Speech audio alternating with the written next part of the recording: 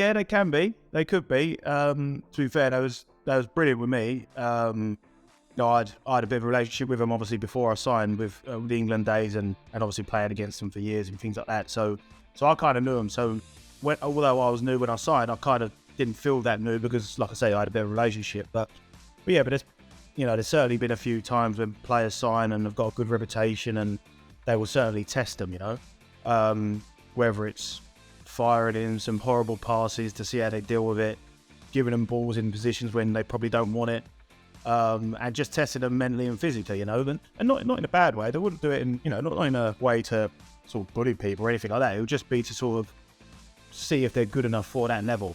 And most of the time, the lads would survive the sort of test, and then you all of a sudden you've signed a proper player, But there'll be some that fail the initial test, but then come good shortly after. So it's just the way they are. They want to make sure that they got all the best players around them, and that's the way they've sort of bedded people in. Well, it's, as you can imagine, it's week in, week out, was like blowing teams away. So the emotion side of it was great. Everyone was in a good mood. All the staff was in a good mood. Training was great because everyone wants to be there. The game's easy. If you're winning, the whole thing's easy. Because like I said, everyone's happier. Everyone wants to be there. Everyone wants to work harder, and everyone ultimately wants to be successful together. So yeah, when you're in that sort of running, and you're trying to sort of ignore that you're top of the league and that you're winning every week, but of course you pay attention because you can't not. Everyone rams it down your throat. So yeah, you enjoy the ride. It was a shame we didn't get that final hurdle, but we certainly enjoyed the last 6 months of the season. And like I say, it's a shame, but it is what it is. Possibly a lot of change. The managers, well, that's the norm for them really at the minute, but managers, loads of new faces, ownership. There's a lot of dust that needs to settle. They're pretty much, Liverpool back in that era that you was just talking about, in terms of the ownership, new faces, new managers. So they're going through a massive rebuild process as well. And I'm sure the owners have got a plan in place, but I think they need to sort of, a bit like what Lamp's done when he first came to the club, to be honest. He, to sort of lay some foundations and never really got to the point to finish what they started building. In terms of, people forget all these young players that Lamps was bringing through. Like Tammy was scoring goals for fun, Mount came through, there's Reece James pretty much. So there's all these players that Lamps had then coerced out of the youth team and started building the club, and then obviously was sacked or whatever. And then other managers that don't know the club like Lamps will obviously want to come in and just win, and to do that now focus on the first team. And that's great for one season or whatever, but then to compete over 4 or 5 years, the foundations have to be rock solid. And I just feel at the minute at Chelsea they're not. So I'm sure that would be one of the things that the owners look for. Get a manager in that can sieve through the squad and get rid of some of the dead wood, if you like. And then they will start, they have to be patient, but, over the next couple of years, then you expect them to bounce back because, it's a fantastic football club and they've got some fantastic football players. So you expect it to happen. It's just a matter of time. I don't know personnel really, but ticking boxes, I'd want it to be someone that really knows the Premier League, to be honest. Maybe like Pochettino, maybe. Someone that knows a league that sort of, then have one massive box ticked, because the Premier League is demanding, it's totally different to other leagues. So yeah, I think that is, the experience of that is key.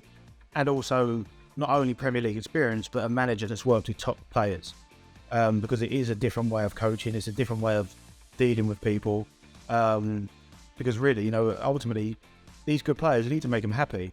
They're good players, and some of them, you're not going to teach old dog new tricks. So it's like working with what you got, getting the best out of what they've got already, rather than coaching them, so to speak, into, better players that will come when they hit some form. So, like I say, I think it needs to be a manager that knows the Premier League and works with top players.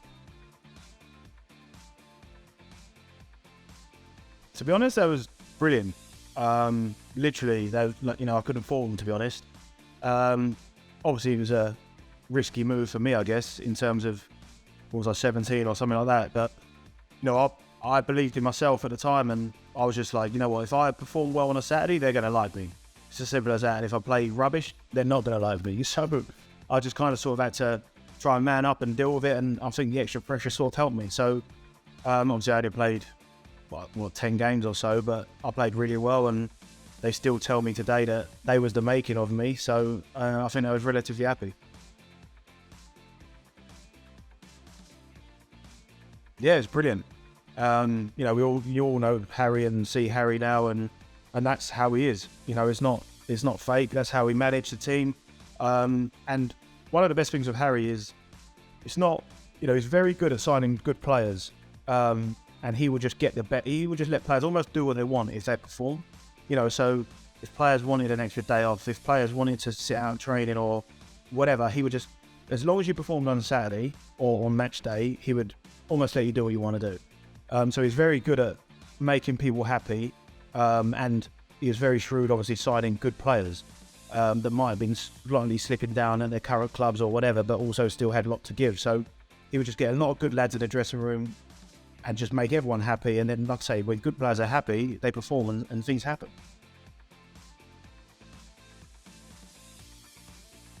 There was a time, when he went to Tottenham. When he went to Tottenham, we had a few chats. But for whatever reason, it didn't happen. And obviously, I went to Liverpool. But yeah, that was probably the time he tried to re-sign me. But yeah, like we say, in terms of the band, I think no one signed Crouchy, Crenshaw, or Defoe more than Harry. It'll be harsh, but yes. Like I say, when you win the league, you have to win games when you're not playing well, and that's what they've done so far so good.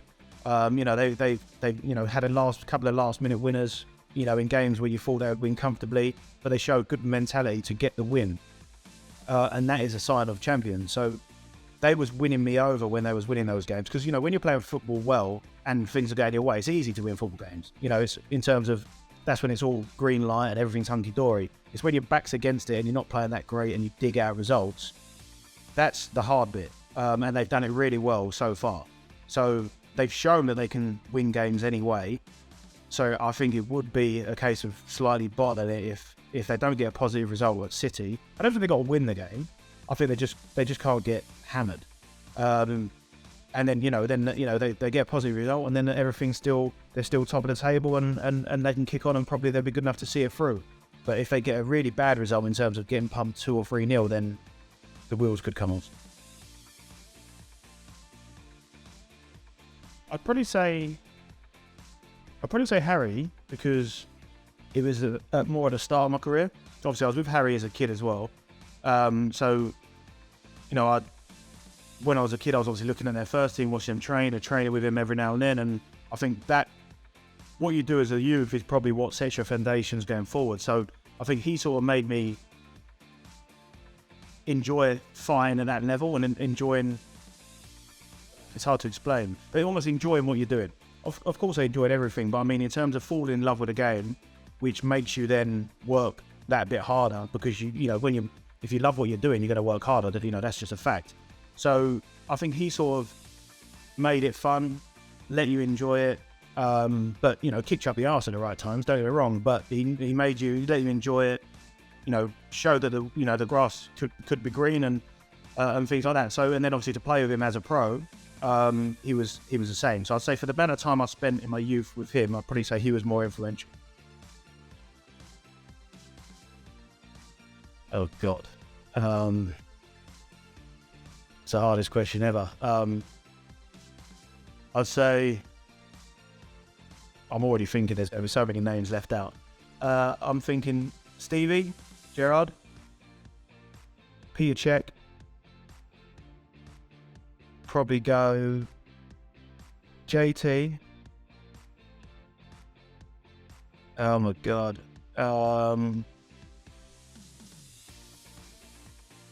Probably Suarez. I've lost track. Have I got one more? Or was that 5? Okay, so I'd probably say someone like, in a five-a-side, someone like probably Seba Varane, which will probably shock people, but this guy was a joke. Like, he didn't really do it in matches, to be honest, but in training, he's one of the best players I've ever seen.